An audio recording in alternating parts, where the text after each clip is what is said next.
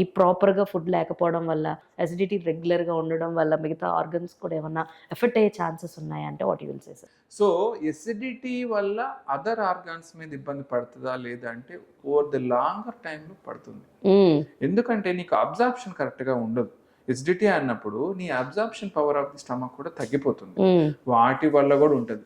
చాలా సార్లు ఇంకోటి దానివల్ల లాంగ్ టర్మ్ ఎఫెక్ట్ కాదు కానీ షార్ట్ టర్మ్ ఎఫెక్ట్లో ఏంటి అంటే ఎసిడిటీయా లేకపోతే గుండె వల్ల వస్తున్న ఛాతిలో నొప్పి, దీన్ని డిఫరెన్షియేట్ చేయలేదు మేము. అందుకని నేను ఒక్క గోల్డెన్ రూల్ ఏది ఫాలో అవుతా అంటే ఎప్పుడు ఛాతిలో నొప్పి ఉన్నా కానీ 100 times ఈసీజీ తీయమంట.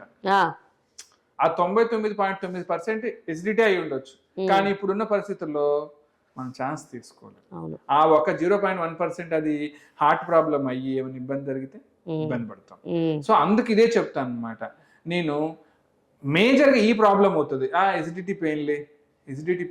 ఎంతమంది ఈ మధ్యకాలంలో యంగ్ ఏజ్ లో చాలా ఇబ్బంది అవుతున్నారు. సో ఎసిడిటీ ఓకే, ఇప్పుడు ఛాతిలో నొప్పి వస్తే గ్యాస్ట్రిక్ ది అనే అనుకోవద్దు, హార్ట్ది కూడా మనం ఆలోచించుకోవాలి. అరే నాకెందుకు వచ్చిందిలే అనేది పెట్టుకోకూడదు, రిస్క్ అసలు తీసుకోకూడదు. ఈ రోజుల్లో ఏముంటుందమ్మా, ఒక హాస్పిటల్ నడుచుకుంటూ పోతుంటే హాస్పిటల్స్ ఉంటుంది, ఎక్కడ ఒక చోట ఛాతిలో నొప్పి వస్తుంది అనుకోండి, ఒక ఈసీజీ 5 నిమిషాలు. సరే ఈసీజీలో అన్ని బయటపడతాయి అనేది మనం చెప్పలేము, కానీ అట్లీస్ట్ ప్రైమరీగా అయితే తెలుస్తుంది కదా అది హార్ట్ కి సంబంధించిందా ఓన్లీ గ్యాస్. ఓన్లీ గ్యాస్ అయితే ఇబ్బంది లేదు కదా, యువర్ గుడ్, సరే తక్కువ తింటావు, దానికి మందులు వాడుకుంటావు, సో దానికి వరి అవ్వాల్సిన అవసరం లేదు.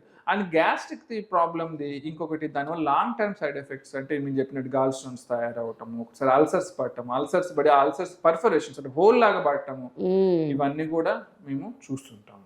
అండ్ లాంగ్ టైంలో ఏంటంటే అబ్జార్ప్షన్ కరెక్ట్ ఉండదు కాబట్టి విటమిన్ అబ్జార్ప్షన్ ఉండదు, మనం వేసుకునే వేరే మందులు కూడా అబ్జార్ప్షన్ కరెక్ట్గా ఉండదు, ఇవన్నీ కూడా ఎఫెక్ట్స్ ఉంటుంది.